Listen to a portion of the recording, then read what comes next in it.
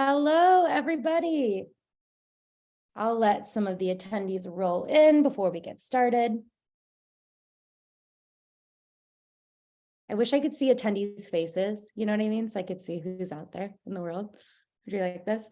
But welcome to the first of 4 in a webinar series called The Role of Instructional AI in Education. So, if you're anything like me, your entire world has been ChatGPT flavored in the past few weeks. And I think it's because I love new technology. I love teaching. I love thinking about the implications of technology and teaching. And this has been a really wild past few weeks. So want to take the time to appreciate the technology and then have a really good discussion about the implications of the technology. So I am Kelsey Behringer, COO here at Packback, a former high school teacher. I taught chemistry and physics. I almost said chemi, that would be a fun one.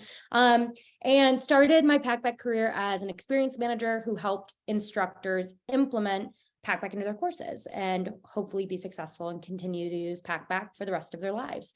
And with me today is Michelle Barton, former Packback user, now Packback experience manager. So I'll let Michelle introduce herself. Hey everyone, my name is Michelle Barton. I have my PhD in sociology and taught at the college level for 14 years. I did the math this morning, long time. And as Kelsey said, I use Packback in my classes, and after seeing everything that it could do for my students, I was ready for a new adventure. And so I made the transition into working at Packback just about a month ago. So I'm super happy to be here. I'm also super excited about ChatGPT and to think through what this means for education. So I'm super excited to talk with y'all today. Amazing. Thank you for being here. And thank you for everything you do. It's been super fun to work with you before your Packback days and now throughout your Packback days. Today's agenda, we're going to first just very high level talk about what ChatGPT is and discuss my favorite use of the platform thus far. And then we're going to talk about advice to prevent misuse of the program. We'll shift a little bit to talk about instructional AI. And then we're going to talk about evolution, right? How we can evolve as educators who care about student outcomes. And that's why we signed up for what we do or did. And we'll end with the Q&A. So any questions you have, please throw them in the Q&A feature on Zoom, not the chat. Otherwise, I won't see them in the chat. So let's get started. Overview of ChatGPT. So ChatGPT stands for Generative Pre-trained Transformer, which sounds like a robot, but really what it is a large language model. Now, I want to make it clear, GPT is the large language model, and it's just one of many, right? Why it rose to kind of this viral fame is because they overlaid a really intriguing chat interface on top of this language learning model. And it's kind of fun and addictive to use, right? So I'm going to play around with you here, Michelle, just to show how this works. The way that I've been describing it to my family, because of course I'm talking about this over the holidays, has been really fancy autocomplete. So finish my sentence, not all heroes wear capes. Yeah, very easy, right? And the reason why is because every time you've heard that string of words, it's ended with capes. In fact, in all of the text that has ever, been fed through GPT, this LLM, 80% of the time that sentence is going to end with capes, right? And that's how it can predict that as the next word. And we can just keep doing that predictive sort of what comes next, and say, but some do. Right. So what I wanted to show is how I've been using ChatGPT, which is I have to host Christmas Eve this year. I did host. It was my very first time. I want to make a fun winter cocktail. And I want to pause here and note this sign-off phrase of, I hope this gives you some inspiration. Let me know if you have any other questions. Michelle, you've got an email from me. Does this not kind of sound like me? A little bit, right? It's like super human, but it's not. It's just, this is how, when you find cocktail recipes on the internet, this is like how they usually end, right? And I showed this to my mom, this exact thing, and she said, well, these aren't recipes. So I said, all right, give me a more detailed recipe for the winter sangria. And it did. So if you haven't seen this in action before, I highly recommend you create an account and get started while this is still free, right? Because it's coming at some point, but I wanted to show a live kind of interactive demo. So here is ChatGPT. Like I said, it's a really easy to use interface. I'm going to go ahead and ask it to write a thank you note to my colleague and friend, Michelle, for co-hosting this webinar. And what it's going to do is in a matter of seconds, write a thank you note for me. And what's really great about this, specifically if you're like me and you tend to not be a strong writer, struggle with getting started, maybe struggle with writer's block, you can just use this as a starting point, ask it to do some edits, and then finalize the edits yourself. So I can say, make it goofier, because if you know me, I always like to add a little bit of my own personality into my writing. So this is ChatGPT in action. It's fast, it's easy to use. Now, we're here because we serve education, whether it's higher ed, whether it's in the four-year space, the community college space, the K-12 space. And you're probably here because you're nervous about the implications in your classroom. So I do want to give an example of how a student could potentially use this. We can ask it to write a 3-page paper on Bloom's taxonomy. Now, as you can see, it did not give me a 3-page paper, but it did give me some good quality content for sure. So this is where a lot of the conversation we'll have today will be centered around. That's what ChatGPT is. Now, what I want to do is focus on the reactions that we've been seeing in higher education and really dig into it. And this is where I'm going to start picking Michelle's brain a lot. So my favorite place on the internet is academic Twitter. If it's not yours, you should join. But this was the very first Twitter thread I read after learning about ChatGPT, which was, I'm going to be doing oral exams. A reply to this thread was, all right, let's do handwritten essays. And then there was a reply that's saying, especially post-COVID, that amount of writing from a student is a lot to ask for. And what I've noticed over the past, I would say 2 weeks specifically, is the sentiment is starting to become a little bit more optimistic, I would say. This was the last tweet I saw that I really resonated with, which is just, it can really empower students if we use it correctly. And what we really need to do is like use this as a moment to pause, reflect on what we really want from our students, and ask ourselves how we can really take advantage of this program. So I want to pause here. Michelle, when did you learn about ChatGPT and what were your initial thoughts? Yeah, so I actually learned about ChatGPT through Packback. It wasn't a conversation from my university. It wasn't my colleagues. It wasn't even the news. It was just being a part of this organization. I hadn't heard anything otherwise. And when I talked to my other academic friends, including my husband, who clearly I live with and like, you know, we're sharing information all the time, he also hadn't heard of it until I told him. And so it was a little bit later when I feel like sort of the rest of academia kind of found out. So I had a little bit of a sneak peek. I remember when I did find out about it, I think the first article I saw was the one in the Atlantic, is the college essay dead? And so not really knowing much about large language models, not knowing anything about ChatGPT myself, once I learned a little bit about it, I think I approached it with a sense of wonder, right? As a sociologist, I'm always thinking about, you know, the connection between the individual and the social, right? And so thinking about this new technology emerging that is for the first time really accessible to the populace is super, I don't know what it is. I don't know if it's good or bad, but it is spectacular, right? When we pause for a second and just think that humans have been able to create something that can write Kelsey's thank you note or, you know, drink menus. It can also write, as I found out, a haiku for my 7-year-old son about Pokemon, right? Like it can do so many things.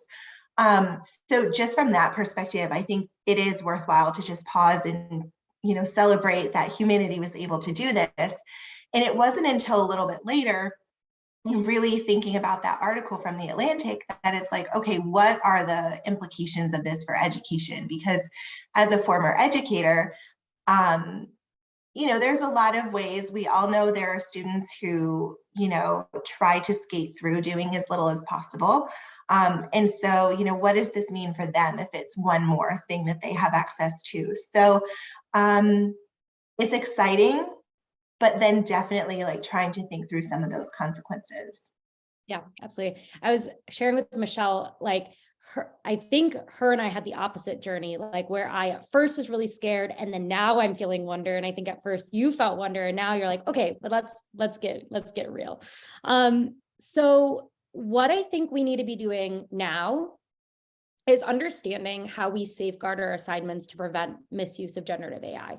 And by that, I'm not saying let's put our defenses up. By that, I'm saying when we invented the calculator, students didn't stop doing math, right? But the questions got harder, and either you just couldn't solve it with a calculator wasn't going to help you, or you actually needed the calculator to help you solve it, right? So how can we make our assessments in a way that ChatGPT is really meaningless? So I'm going to rapid fire through these. Really cannot recommend enough, require cited sources. ChatGPT is not Google. It's not going off of factual information, not that Google is necessarily the most factual, it's just a search engine, but require your students to cite sources and then talk about those sources, because that's where we've exposed a flaw in ChatGPT, and that's where it kind of exposed its own flaw as well. Push your students to formulate a point of view and really back it up. ChatGPT is going to be very repetitive. The more it's asked to elaborate on something, it's just going to repeat the same sentences. What I would be doing right now would be explaining the process. So Michelle, you talked about this a lot, like defend something to death, or give them a product, or have them come up with a short product and have them explain how they created that product. Reflecting on unique experiences. So if you can swing either virtual guest speakers or in-person guest speakers and have them talk about experiences that really can only happen if they were a student in your course, that's going to be helpful, or just personal, unique, deep experiences. And a reverse research paper. This was, I believe, an idea from either our CPO or CTO, Craig and Jess, which was give them the conclusion and the argument that doesn't have research, doesn't have a defense. I'm gonna have them build that as an assignment. So want to just hear from you, Michelle. Last year you were giving writing assignments. What's your take on how you would be either changing, or what existed in your writing assignments that would have kind of made the use of ChatGPT ineffective without some serious edits? Yeah, absolutely. So as I like to call myself starting to this role, I was previously a one-woman sociology department. So I taught classes all across the discipline, many at a time, hundreds of students every semester. My entire job was teaching. And so because of that, a lot of my writing assignments were more conceptual based, right? So explain this concept, or tell me about, this argument, or something like that. And so kind of asking them to do those lower level Bloom's taxonomy kind of activities, right? The remember, understand, those kinds of easy things, or things that would be easy for ChatGPT to do. As a result of this, I imagined if I was still teaching, I would be doing similar things to what Kelsey was talking about, where I'm maybe tweaking my assignments a little bit, maybe not completely getting rid of the tell me about this perspective or tell me about this concept, but focusing more on having them really engage with the material, right? Applying it in some way, whether it's through one of these great ideas that Kelsey has laid out here, which are all awesome if you're looking for a new kind of assignment, or having them relate different concepts to their lived experience, or to a specific movie, or something else like that. So I think I would definitely be moving things in that direction, because while ChatGPT is too many things going on in my brain this Friday. Yeah. But while ChatGPT is amazing and it is capable of doing a lot of things, I think we have to think back to Kelsey's explanation of what a large language model is, right? So it's just giving you a sentence, a page, a paragraph, whatever length of material that's just about statistically what is the most likely word to come next, right? So as much as it is wondrous and amazing and magical, I think we really have to remember that there is no wizard sitting behind ChatGPT, or a warehouse of wizards like typing. It's just statistical probability. So there's nothing thinking about it, which means that what really separates what ChatGPT can do from what our students can do is essentially what humans can do, right? Being creative, producing original thought, producing original knowledge and content. And so when we focus on having students do those kinds of things rather than things that ChatGPT could very easily do, it's just a small frame shift. I mean, you're still hammering home the same concepts, the same points, but it's much more difficult because ChatGPT just can't think like that. Yep. Yeah, 100%. One thing that I love that you had told me about previously was the concept of, as much as possible, having your students apply course concepts and give an example of their real life application of it. So I taught physics. Give me an example of like a time you've done XYZ or something, or you felt it, right? You felt the effect of this. And your point to that was like, okay, that's a fun way for them to actually write. Like that's easy for them. It's fun for them. Like maybe they're not the most confident writers when it comes to their grammar and mechanics, but they're not going to worry about writing that. And just the likelihood of them going to ChatGPT for that decreases because you're just asking them to talk about themselves, right? So I loved that point. And I appreciate you for sharing that as well. One thing we did about 2 weeks ago is we asked the Packback team to basically reflect on their own learning experiences. We have a lot of former educators, obviously, on our team, both of us. But we also have folks who just like love learning or were really bad students back in the day and wish that they had, I think more engaging tools. And were forced to ask more questions throughout their experience. So we basically asked, what writing assignment do you think you would have failed if you relied solely on GPT? And we got some really good answers, but these were 3 that stuck out to me. So Bobby said that he had an assignment where he had to really predict the future. And he said that he tried to do it on ChatGPT and it just didn't really work. It lacks the ability to, I think, extrapolate in certain ways because again, it's predicting what it's been fed.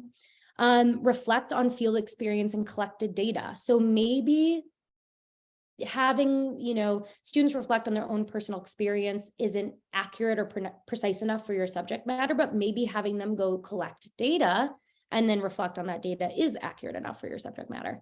And the last piece was just specificity.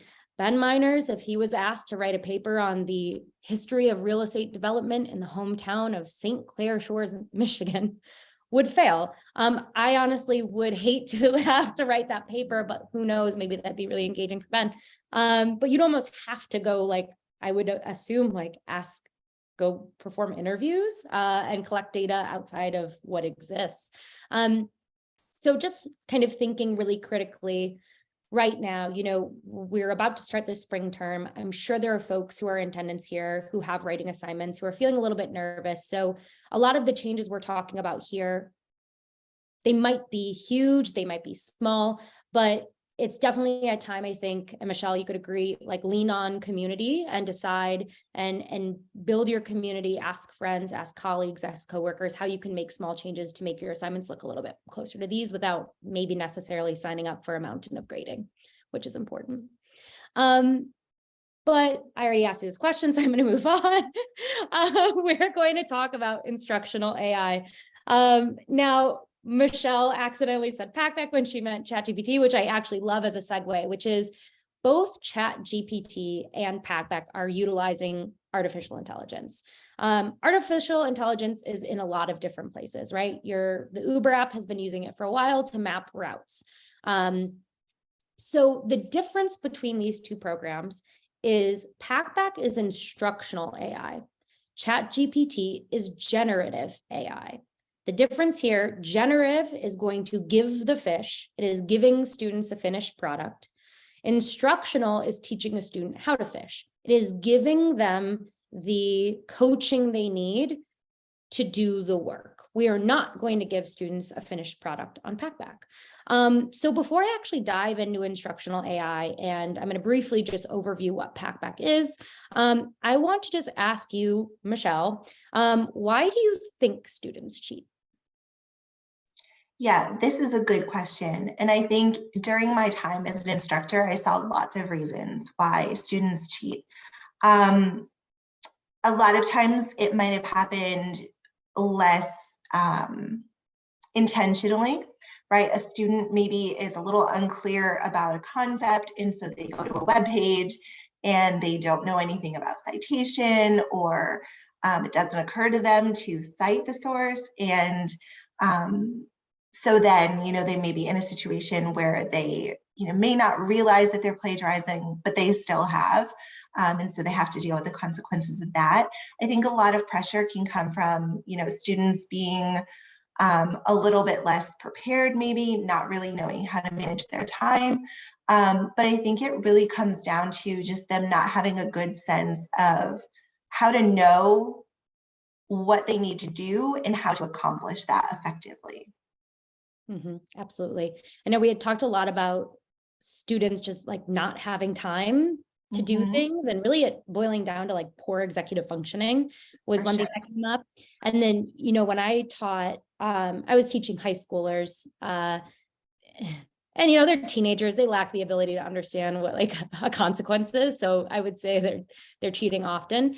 My cheating that I was witnessing wasn't plagiarizing. It was, I'm going to look at the person next to me and see what's on their quiz. And I was recently trying to like find a metaphor for this, but a lot of my students, I'd give them their first quiz and they were going to fail it if they did not cheat. So why not just take the risk and cheat? Even if I'm caught, I was going to fail it anyway. And the reason they cheated is because they did not know the answer. They were not prepared for it. And the risk was just not that high compared to the potential reward, right? They took that bet. And it's going to be different across the board. It's going to be different in K-12 and higher ed. And, we're ultimately always going to have to worry about cheating. But I want to take a step back and just talk about intrinsic motivation. Because I would say, I'm not a super confident writer. I have used ChatGPT a little bit, but I'm not going to only use ChatGPT. I've edited everything I've ever used, and I have been writing my own things from scratch. But what I would say I am is an incredibly intrinsically motivated person, right?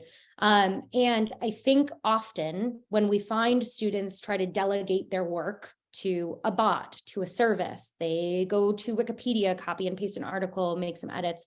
It's because they lack either purpose, autonomy, or mastery, right? And so Packback, the product, is founded in this theory called self-determination theory. Basically, what it describes is what needs to happen in order for somebody to feel intrinsically motivated, and they need to feel all three. And at my role at Packback, I feel all three, and I think that's why I'm constantly intrinsically motivated in my career. And I think about my student who was not intrinsically motivated because they really lacked mastery. They did not understand what was happening, and I wasn't actually giving them what they needed to achieve that mastery. And I think about the student who chooses to just offload the work, and I think about, all right, do they feel connection to the subject matter? Do they feel that purpose?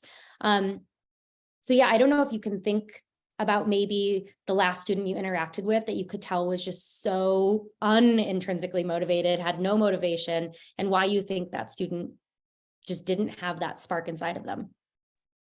Yeah, absolutely. I'm sure like many people who are here today, we all have our experiences of sort of discovering students maybe not doing the things that they should be doing or submitting work that's not their own. I mean, I had several experiences over time that were memorable, but I think the one that sort of takes the cake, and this is honest to God, a true story. I had a friend who had a baby, so we were at the hospital visiting her, and in the room right next door was one of my students whose girlfriend had just had a baby. And so we ran into each other, and it was, this cool celebration, and it was right before finals time, early December. So finals time rolls around, and, of course I knew who the student was. He turns in a paper, and I'm reading it, and I'm realizing these citations don't sound right. And so I go to Google, right? And I try to find these authors in these journal articles. And I'm realizing that they're not there. And then I'm realizing that these journals themselves don't exist. And so I'm realizing that my student made up every single citation in his paper. And so I called him into my office and we had a conversation about it. And he looked me dead in the eyes and he said, he was a graduating senior. He was scheduled to graduate that December. And so he said, I have been doing this my entire college career, and you are the only one who has ever caught it. And in that moment, I knew that the institution had failed him, right? That somewhere along the way, he was able to get through without really thinking and submitting his own work. Though, to be fair, he might have had to think more about things to create like passable citations and whatnot, and not relying on published work. So maybe he made it more difficult for himself. I'm not sure. But, in that moment, of course, as an instructor, you don't want any of your students to cheat, and there are consequences, but it's this difficult decision of, okay, what do I do with that? But I mean, I think that was a point where, he was just feeling so stretched that he didn't, obviously longitudinally, feel much purpose and connection to the material, but just didn't have the bandwidth, didn't have the time, didn't have the mental availability to finish his work. And so again, I don't think, he was trying to, Kelsey loved when I explained it this way, get his jollies by like, getting one over on me, right? Because there are some students who are like, let me see if I can fool my professor, right? But I don't think many of them are approaching it from that. I think they're approaching cheating or passing off work that's not their own or plagiarized work from a place of desperation, like what you were talking about, Kelsey, right? Like, I know I'm going to fail this. So let me just, fling this last thing against the wall and see if it's better than a 0, right? And so I think we see a lot of that. And let me just be perfectly clear, because I'm not sure if you're going to bring this up later.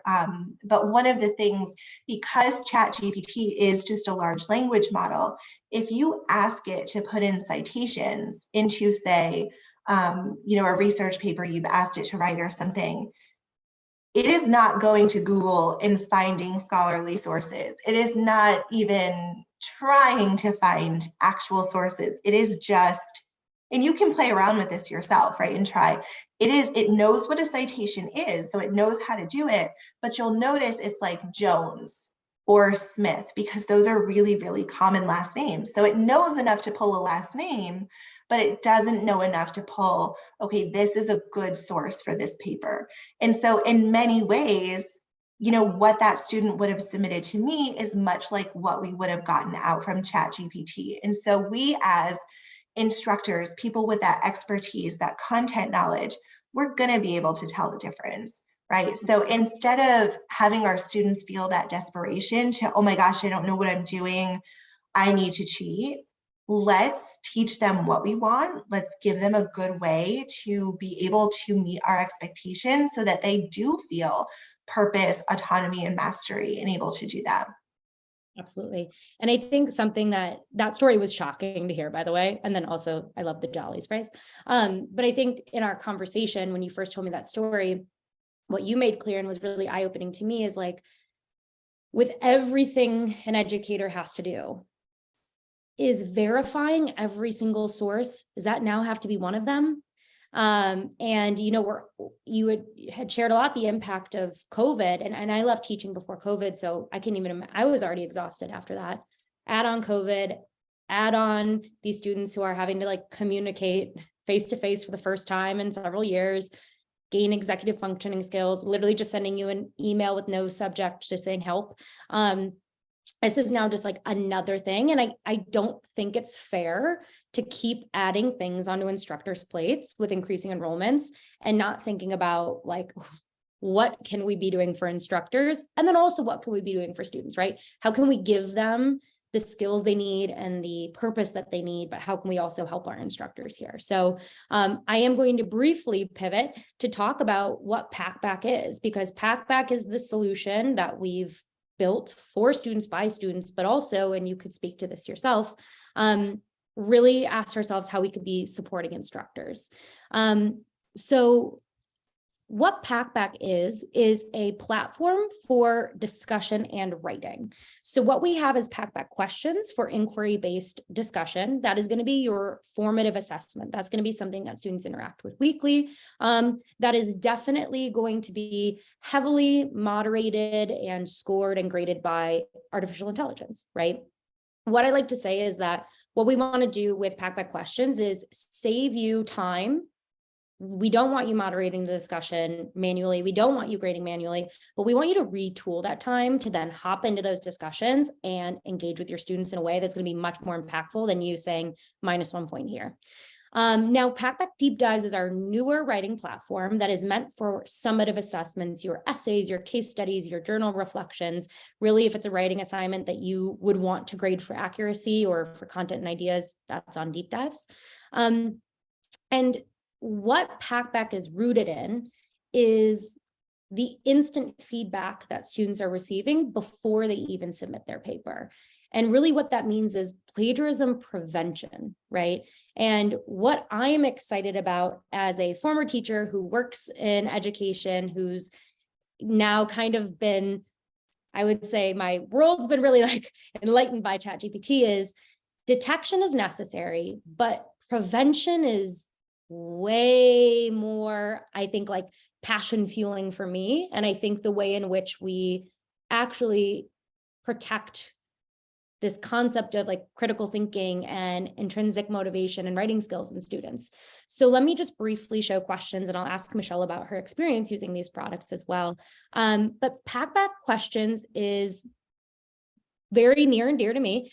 Reason why is students ask their own questions on Packback. And I recently read an article reflecting on ChatGPT, and it's, in a world where every single answer is available, what we really need to do is coach students to ask their own questions and coach them to ask good questions. And that's exactly what Packback questions does. And what else? The other thing that's going to happen here is students are going to get instant feedback while they type on their grammar. Is their question open-ended? Have they cited a source? So we're just going to basically encourage them to do things that would increase the amount of time and effort they're spending on a short, little formal writing assignment. Now, the other thing about Packback is that we utilize AI to, number one, give students that real-time feedback as they go. Again, if I'm feeling confident in the assignment, I feel like I know what I'm doing, I'm just more likely to get it done. It's going to be faster than, let's say, making up sources. That does sound like a really high lift. But the other thing that Packback's going to do is moderate the discussions with the help of some human support. So as students write, they get that real-time feedback. When their post is submitted, it's gone through AI review. That includes, hey, is this question close-ended? Is there plagiarism? I'll talk about this in a moment, but is there an AI-generated text likelihood, class logistics, profanity? And then what happens is if our system notices any of this, there'll be a flag. Nothing happens quite yet. That flag is then going to be reviewed by a human moderator at Packback. And if students are being moderated, they will have a chance to edit and resubmit their post for full credit, and they're notified. And so it's a very tight cycle of feedback. And, most often students are not getting moderated because they're getting so much feedback at the front end, and they're actually being notified if their post is likely to be flagged. So I want to pause here, Michelle. You had really large courses that utilize Packback questions. I want to ask you a little bit about what happened to your students and maybe your own connection and relationship with your students in your course when you started having students ask the questions. That's a really great question. So as an instructor, especially as a young instructor, when I was just, learning how to teach, and all of a sudden you're in front of, 200, sometimes more students, all looking at you, hopefully looking at you, not at their laptops. It can be really overwhelming, right? And so my worst fear as a teacher, especially as a sociology teacher, because many students have very strong feelings about what they believe sociologists are. I have been called all sorts of things in my course evaluations that are very politically loaded terms that may or may not apply, but anyway. So my biggest fear was, if I open up the floor for discussion in a 200-person class, how am I still supposed to cover all of the material that I'm supposed to cover and still let enough students talk? But B, how do I keep that conversation from going off the rails, right? And then feeling like all of them sort of on me at once, and I'm maybe not the quickest on my feet. I was young, I was nervous. And so I was also thankfully very comfortable with teaching online, and in online pedagogy, I had the opportunity to jump on that bandwagon very early. And so Packback for me seemed like a really good middle ground, right? I don't have time or frankly the desire to open up discussion in a in-person setting. But I still want to know what my students are thinking. I still want to hear their ideas and hear how they're thinking about things. But I just wanted a little bit more separation between sort of me and them. Essentially, like, I wanted to have discussion. I was nervous about how to manage it in an in-person setting, was used to teaching online. So Packback was like the perfect middle ground for me. And I think where I started to freeze up was Packback was in its infancy. Like, I'm talking little baby Packback. And I remember Eric Hogenkamp reached out to me and explained to me what Packback was. It was just Packback questions at that point. All of like the super cool, like gradebook sync and advanced stuff that it does now, it did not do. But I really liked the idea of a student-driven, discussion-based platform that essentially gamified discussion, right? So Kelsey and I were talking yesterday, and I think, for me, I taught a lot of freshmen, right? And so freshmen today, I figured out this math also, but like freshmen today were born around the time when I was graduating high school, right? Which is terrifying.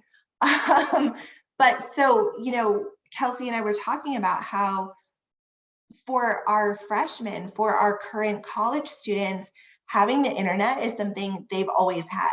Having access to a phone, or probably, I don't remember, I'm too old now to remember when smartphones became a thing and apps and all of that. But for most of their lives, they've had access to this, right? Like my 7-year-old knows how to do everything. My 1-year-old knows how to do this, and like it moves your phone, and we've never even taught. So it's crazy, right? So our students are used to this. Everything is an app. Everything has a different experience. We're heavily digitally involved. And so as an instructor, I was more focused on, okay, I'm asking them to pay however much for this platform, however much it was at the time. Are they going to be mad at me for making them do this, right? Like, how are they going to feel about it? In every single semester, I would ask them, what did you think about Packback? And they, not all of them, because you're never going to please everybody, but on the whole, my students really loved it. And that's why I continue to keep using it. They loved that they could share their own experiences, that they could share the way with other students, with me, about how they were thinking about course materials. And do you know what the best part was? I keep wagging my finger at you like I'm, your grandma or something. Maybe it's the sweater. But they loved learning from each other, right? Because me standing in front of them as an expert, right, where I'm telling them, here's everything about the discipline that you need to know, that's cool. That's what they're paying their money for. But especially in something like one of the social sciences where they can see all the implications that this has on their lives. Not everybody has the same lived experience, right?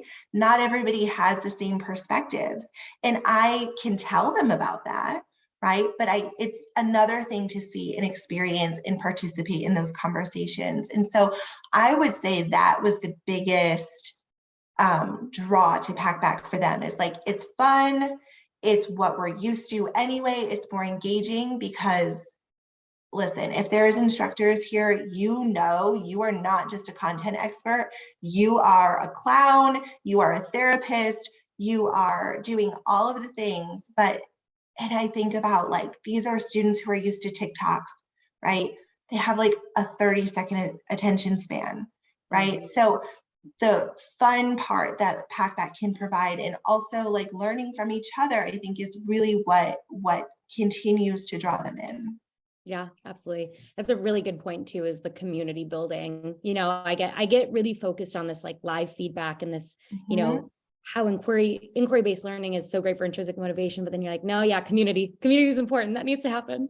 Yeah, because I think we, as an instructor, you're thinking about that for your students, because you know how important writing is. You know that how successful your students are going to be in their careers is directly correlated with how well they're able to write. You know that as an instructor, right? So again, that was a huge draw for me, making the decision, yes, let's use it. Students, maybe some of them are reflexive enough to realize they're not great writers. But what I think is nice about Packback is that whether they want the writing help or not, it's there. And it's not mean. It's not something they have to go to the writing center for. It's not shamefully asking for help. It's not anything like that. It's just there for them. And if they use it, they have the ability to learn. And I think once they do it once and they see, oh, wow, this does sound better, but it's not in your face, right? Like, you have to make this post better. And so I think as an instructor, it lets me scale, or it let me scale. I couldn't give that kind of feedback to hundreds of students every semester, but I knew that Packback was doing it. So from my perspective, yes, absolutely. That's what I love about Packback, as well as the community. But the students I don't even think they appreciate that fully, what it's doing for them, but I can tell you it's doing it for them. Yes. When you read their papers and stuff, they're working on it. Yeah, absolutely. And that's the feedback we heard for years was, I feel like when my students use Packback questions, their writing assignments get stronger throughout the term, or I'm seeing better writing assignments because they have this formative assessment. They're getting at bats before the game, right?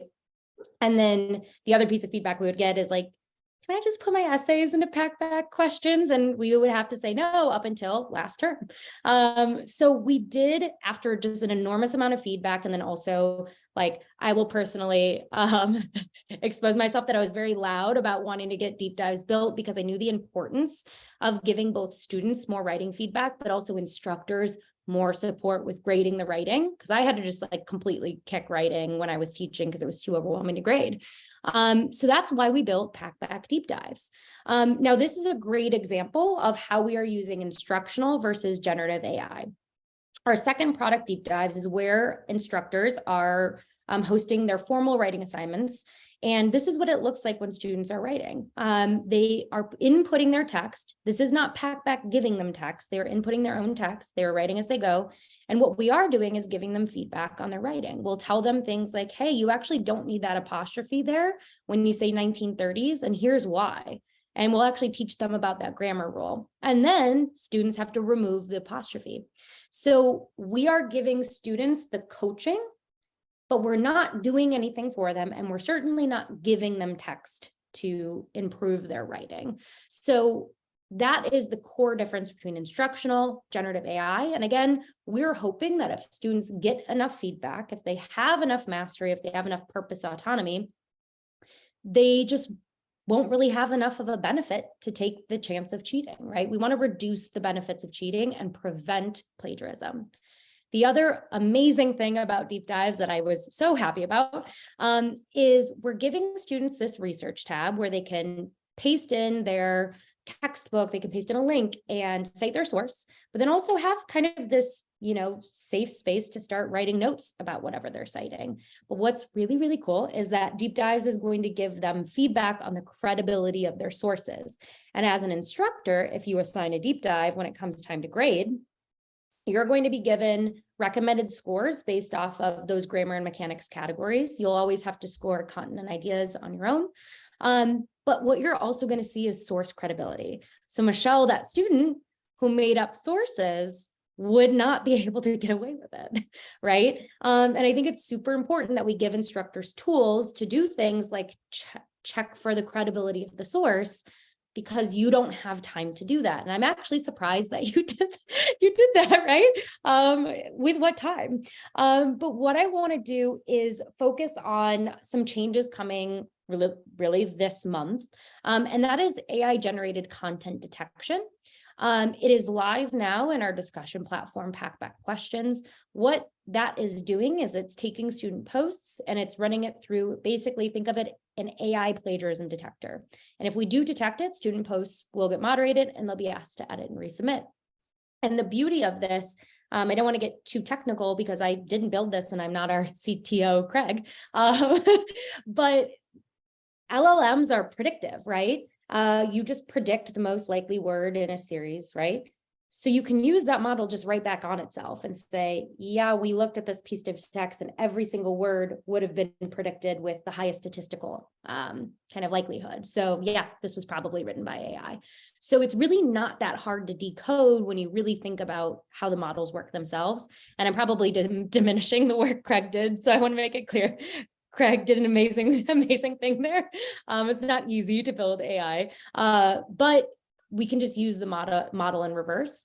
And then on Deep Dives, our writing platform, by the end of the month, we'll have both your standard plagiarism detection that we've been used to for a very long time, and then also that AI generated content risk as well. So that will be live in the platform here. And when you are grading a student assignments, you'll see this.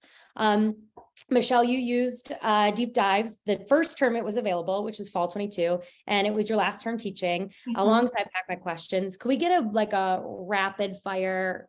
How much time did you save grading with this? And then what were some of the effects you saw on the student submissions? Okay, so first, a lot. I don't have a quantity for you, but it was a lot because essentially it was taking off of my plate so many things that I would have normally had to think about. And so, or that I couldn't even ever touch, right? So like if I was reading a student paper and it was really poorly written, I would probably say needs proofreading, right? But I wouldn't have time to go in and line edit it, right? I wouldn't. And so with Deep Dive, since again, they're getting that feedback on the front end, it saves me time. So it saves me time in terms of those graded things, but also it saves me time because it's less translation, right? Because the quality of the papers themselves are so much higher. So you all have been there when you read a student paper and you have to stop and pause and think, what the heck are they trying to say? I don't understand. And so if the AI is able to see, hey, maybe your sentence flow isn't so good, or maybe you have too many repetitive words, or something else isn't making sense, they can say, okay, let me go back and fix that. And then their content is presented much more clearly, which saves you even more time.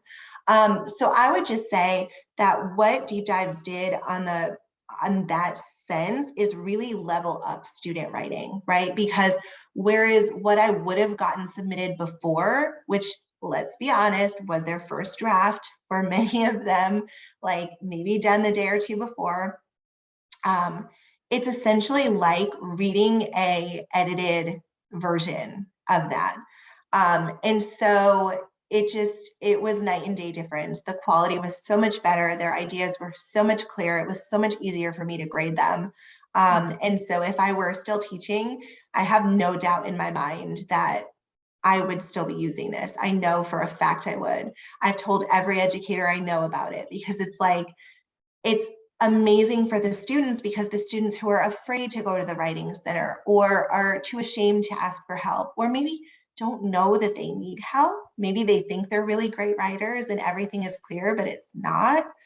um, it really reaches those students who are the ones who need it the most, right? The good students are always going to be doing the good things and going to the writing centers and doing those. And I don't mean to say that there's good and bad students, but I'm saying like the ones who are like getting A's on their papers and, you know, what we traditionally think of as like a good student.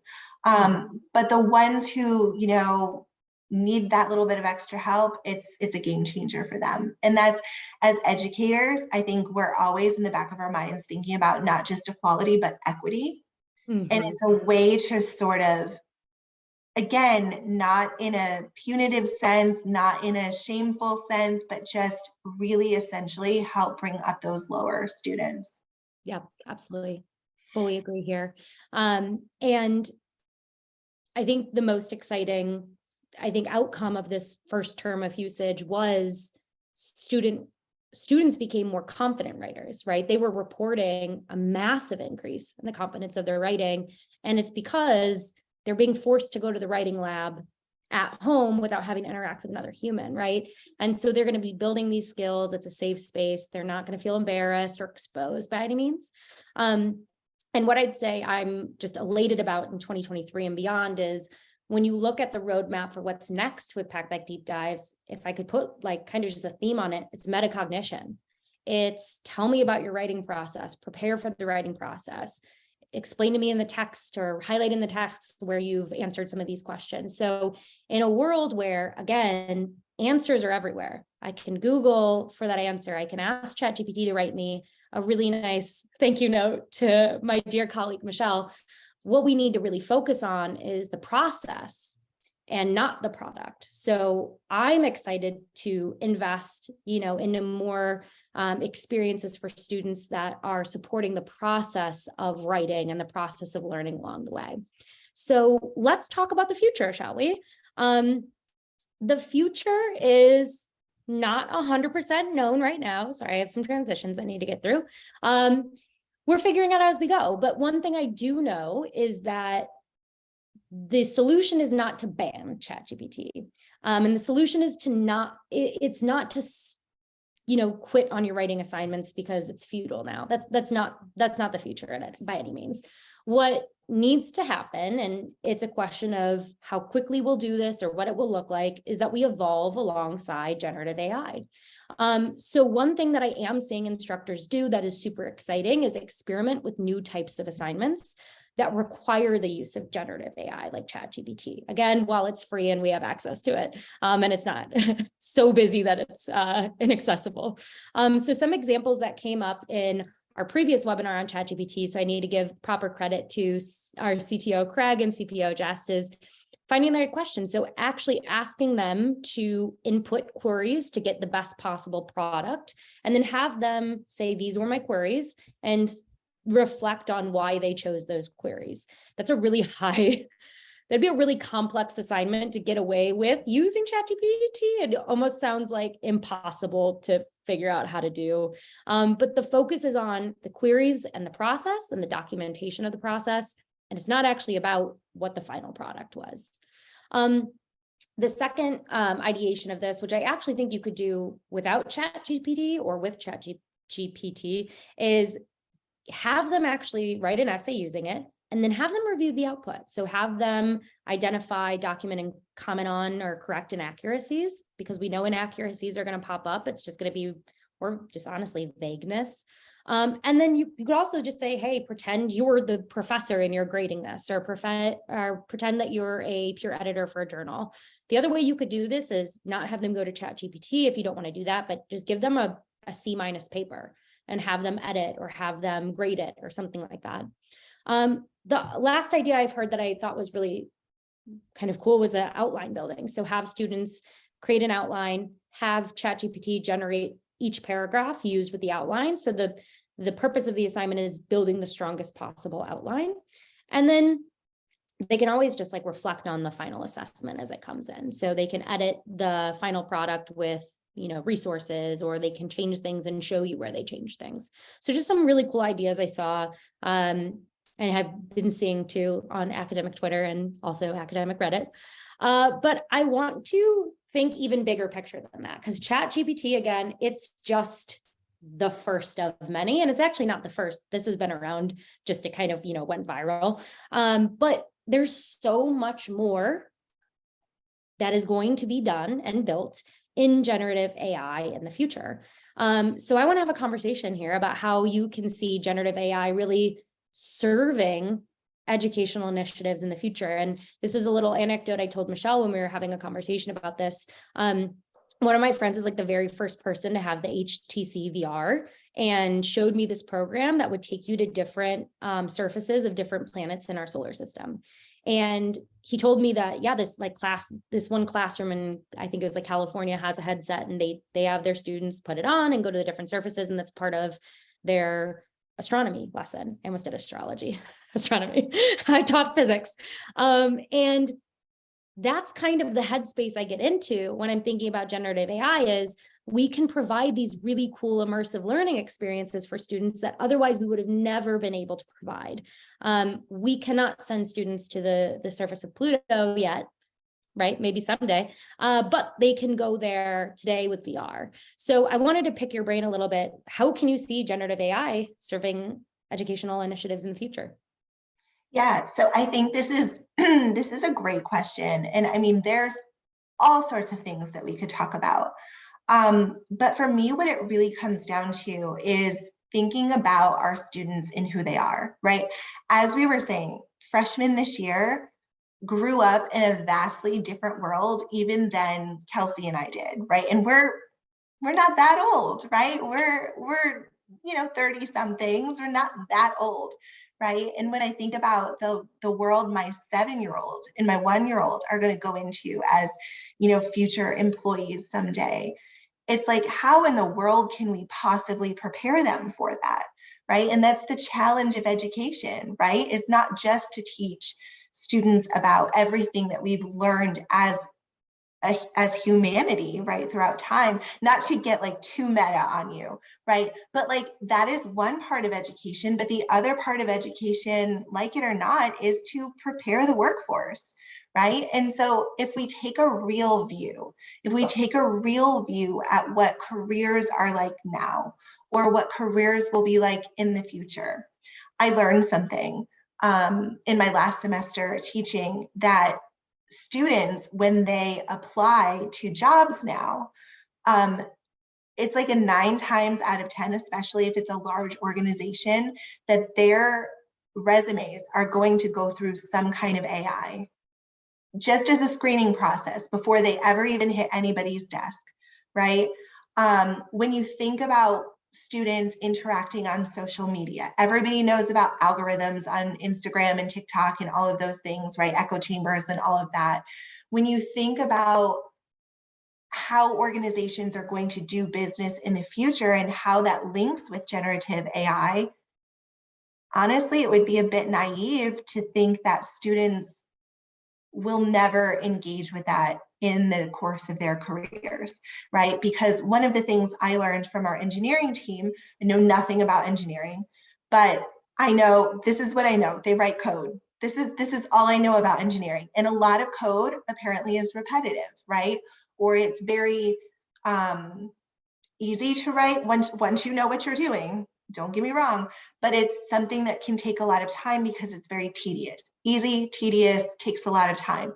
If you can give that task to generative AI and say, instead of a human having to devote 20 minutes to writing this block of code, AI can do it in 2 minutes. What else can you as a thinking human do in that 18 minutes that you wouldn't have been able to do before? So much like Kelsey's original metaphor, to kind of bring it right back to the beginning about the calculator, is we didn't necessarily learn less about math when the calculator was invented, right?